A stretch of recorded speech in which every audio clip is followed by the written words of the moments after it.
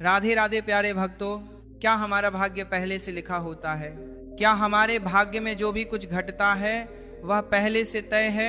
दोस्तों, गरुड़ पुराण में बताया गया है कि मनुष्य के भाग्य में जन्म से मृत्यु तक जो भी घटना घटती है वह पहले से तय होती है।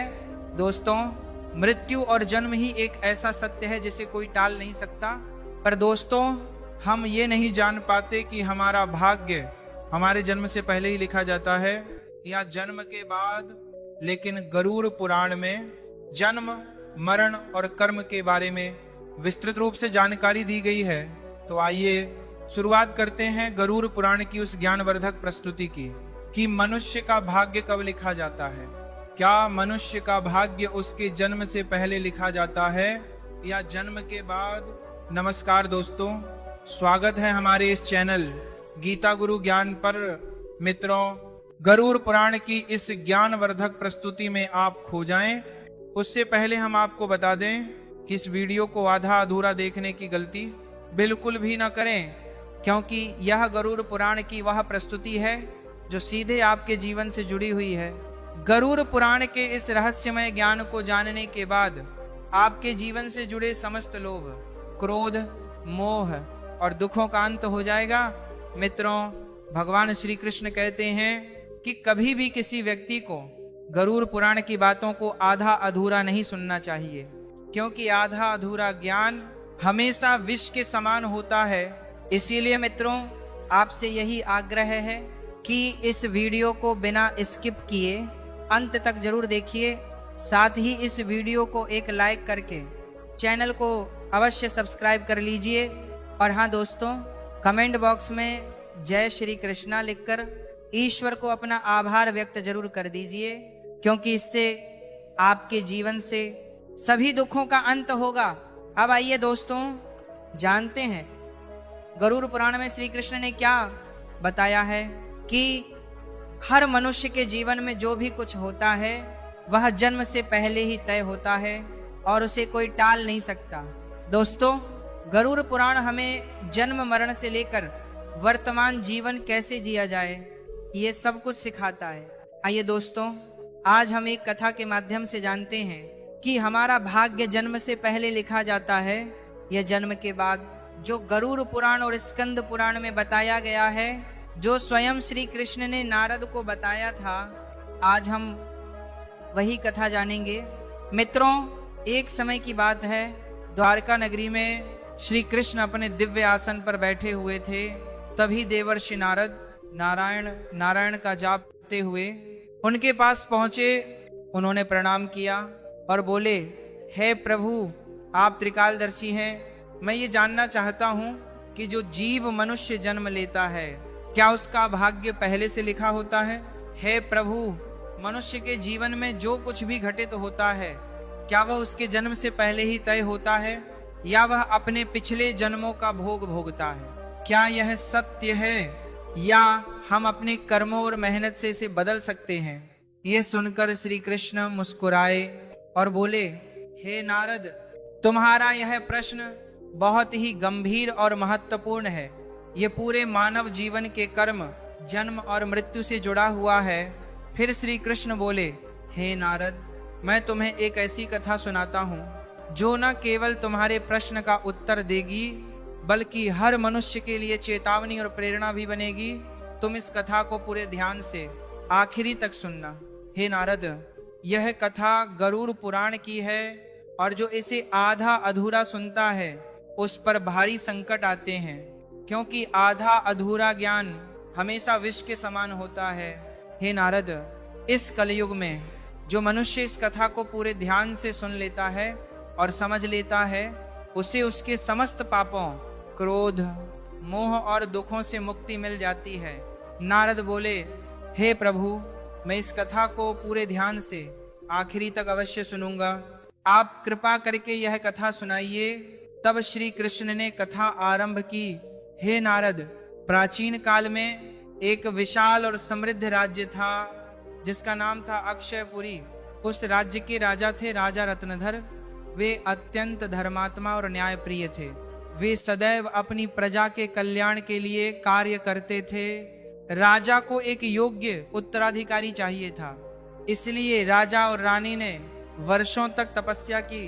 उनकी तपस्या से प्रसन्न होकर भगवान शिव ने उन्हें संतान का वरदान दिया। कुछ समय बाद रानी गर्भवती हुई। राजा और रानी अत्यंत प्रसन्न हुए। वे चाहते थे कि उनका पुत्र एक महान राजा बने, लेकिन जब रानी ने पुत्र को जन्म दिया तो वह बालक शारीरिक रूप से कमजोर और विकलांग था। उसके शरीर की हड्डियां टूटी हुई थीं और वह शारीरिक रूप से सक्षम नहीं था। राजा रत्नधर का हृदय भीतर से टूट गया। उसने ईश्वर से प्रश्न किया कि ऐसा क्यों हुआ। तब राजा रत्नधर ने भगवान श्री कृष्ण से मिलने का निर्णय लिया और अपने दुखों को साझा करने के लिए वहां पहुंचा। राजा ने पूछा, हे प्रभु, मैंने इतनी तपस्या की, यज्ञ किए, फिर भी मेरे पुत्र का जन्म विकलांग क्यों हुआ? मैंने भगवान शिव से आशीर्वाद लिया था, लेकिन फिर भी ऐसा क्यों हुआ? क्या यह मेरे भाग्य में पहले से लिखा हुआ था? श्री कृष्ण मुस्कुराए और बहुत शांत स्वर में बोले, हे राजन, तुम सही कहते हो कि तुम्हारा पुत्र विकलांग जन्मा है, पर क्या तुम जानते हो कि ऐसा क्यों हुआ? यह तुम्हारे द्वारा किए गए पूर्व जन्मों के कर्मों का फल है। यह तुम्हारे और तुम्हारे पुत्र की आत्मा के पिछले जन्मों के कर्मों का परिणाम है, जो तुम्हारे भाग्य से जुड़ा हुआ था। लेकिन यह इसलिए नहीं हुआ कि तुम्हारा भाग्य पहले से तय था। ये इसलिए हुआ क्योंकि कर्म ही भाग्य को जन्म देते हैं। राजा ने आश्चर्य से पूछा, हे प्रभु, क्या भाग्य वास्तव में पहले से लिखा होता है? श्री कृष्ण बोले, जन्म, मृत्यु और जीवन के उतार चढ़ाव पहले से निर्धारित होते हैं, लेकिन जो कर्म हम करते हैं वही हमारे भाग्य को बदलने की शक्ति रखते हैं। जिस दिन तुम्हारे पुत्र का जन्म हुआ, उस दिन तुमने एक विशेष आत्मा का वरदान पाया था, लेकिन उस आत्मा को चुनौतियां मिलना आवश्यक था, ताकि वह धैर्य, साहस और पराक्रम को अपने भीतर विकसित कर सके। उसका भविष्य केवल वर्तमान कर्मों से नहीं बनता, वह उसके पिछले जन्मों के कर्मों से भी जुड़ा होता है। श्री कृष्ण बोले, हे राजन, भाग्य और कर्म का संबंध बहुत गहरा है। हमारे कर्म ही हमारे भाग्य की दिशा तय करते हैं। यदि तुम्हारा पुत्र विकलांग जन्मा है तो यह उसकी आत्मा के पिछले कर्मों का फल है, क्योंकि संसार में हर आत्मा को अपने पुराने कर्मों का बोझ चुकाना पड़ता है। लेकिन याद रखो, ये उसकी परीक्षा है, और यदि वह साहस और धैर्य से इसका सामना करता है तो वह अपने भाग्य को बदल सकता है। राजा ने पूछा, हे प्रभु, क्या मैं और मेरा पुत्र अपना भाग्य बदल सकते हैं? श्री कृष्ण ने उत्तर दिया, हाँ, तुम दोनों बदल सकते हो। उसकी विकलांगता उसके कर्मों का परिणाम थी, लेकिन उसका भविष्य तुम्हारे और उसके आज के कर्मों पर निर्भर करेगा। यदि तुम उसे साहस, आत्मविश्वास और धैर्य सिखाओगे तो वह अपने भाग्य को बदल सकता है। भाग्य एक चक्र है जो कर्मों के अनुसार घूमता रहता है। अच्छे कर्म भाग्य को उज्जवल बनाते हैं। भक्ति, सेवा और साधना से भी भाग्य परिवर्तित होता है। भगवान की शरण में जाकर मनुष्य अपने जीवन की दिशा बदल सकता है। राजा रत्नधर ने यह सब अपने हृदय में उतार लिया और अपने पुत्र को जीवन के संघर्षों से लड़ने की शिक्षा दी। समय बीता और वही विकलांग पुत्र अपने साहस और आत्मविश्वास से समाज में एक सम्मानित स्थान तक पहुंचा। उसका संघर्ष, उसकी पीड़ा, उसकी जीत, सबने उसे महान बना दिया। फिर श्री कृष्ण नारद से बोले, हे नारद, भाग्य कोई स्थिर रेखा नहीं है, ये कर्मों से निरंतर बदलने वाली प्रक्रिया है। जो अपने कर्म सुधारते हैं, जो ईश्वर की शरण में जाते हैं, उनका भाग्य भी बदलता है। ये कथा हमें यही सिखाती है कि जीवन में जो कुछ भी घटित होता है वह केवल संयोग नहीं होता, वह हमारी आत्मा की यात्रा का हिस्सा होता है। कर्मों का फल है भाग्य, और कर्म का कोई निश्चित प्रारूप नहीं है। हमारा कर्म हमारा भाग्य को बदल सकता है। मित्रों, गरुड़ पुराण हमें सिखाता है कि यदि हम अच्छे कर्म करते हैं और सत्य की राह पर चलते हैं और ईश्वर का ध्यान करते हैं तो हम अपने जीवन की दिशा बदल सकते हैं। फिर श्री कृष्ण ने नारद से कहा, हे नारद, यह संसार कर्मों का दर्पण है। जो जैसा कर्म करेगा वह वैसा फल भोगे। मनुष्य को यह ध्यान रखना चाहिए कि माता पिता की सेवा, दूसरे की सहायता और ईश्वर का ध्यान ही सबसे बड़ा धर्म है। जो मनुष्य अपने पिछले जन्म में किसी के साथ पाप करता है, किसी को कष्ट देता है, उसे न केवल नरक में भयानक यातनाएं मिलती हैं, बल्कि वह जन्म जन्मांतर तक उसका भोग करता है। लेकिन जो अपना कर्म सुधार लेता है वह इस चक्र से मुक्त हो सकता है, क्योंकि यह संसार एक अवसर है। धर्म, सेवा और सत्य ही मनुष्य का वास्तविक जीवन है। मनुष्य को यह समझना चाहिए कि मृत्यु के बाद उसके अच्छे कर्म ही उसके साथ जाते हैं। मित्रों, यह कथा हमें यह सिखाती है कि हमारे भाग्य हमारे पिछले कर्मों का ही फल है। हर पाप का दंड निश्चित है और हर पुण्य का फल भी निश्चित है।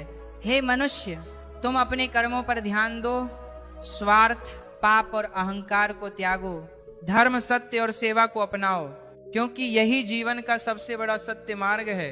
मित्रों, श्री कृष्ण ने इस प्रकार नारद को गरुड़ पुराण के रहस्य बताए।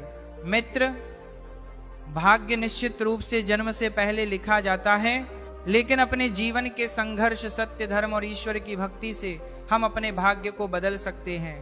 मित्रों, गरुड़ पुराण में भाग्य के लेखा जोखा और कर्मों का उल्लेख मिलता है, पर दोस्तों, मनुष्य अपने कर्मों, अपने संघर्ष और ईश्वर की भक्ति से अपने जीवन को बदल सकता है।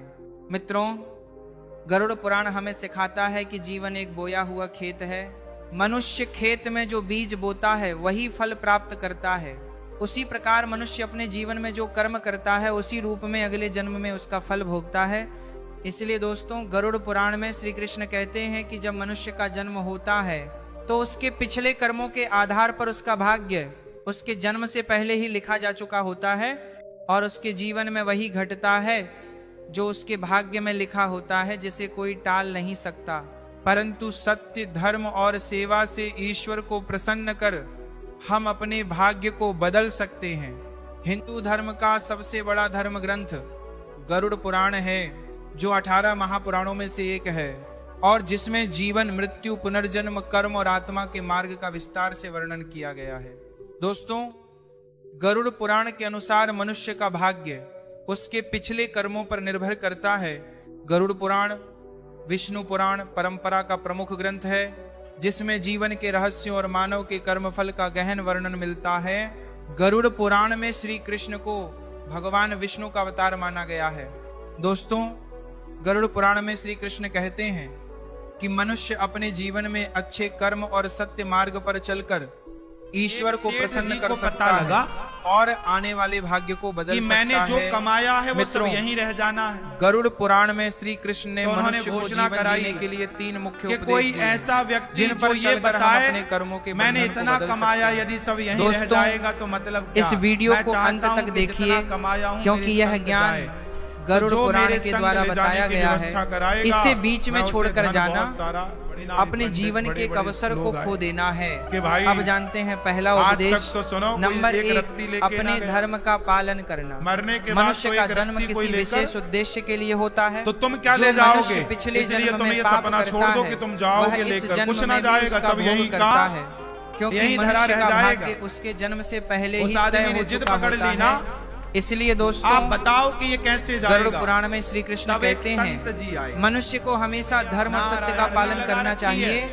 ईश्वर की भक्ति से हम अपने जीवन की दिशा बदल सकते हैं और ऊंचाइयों तक पहुंच सकते हैं। और ये सारे लोग कह रहे हैं कि यह जीवन एक अनमोल उपहार है।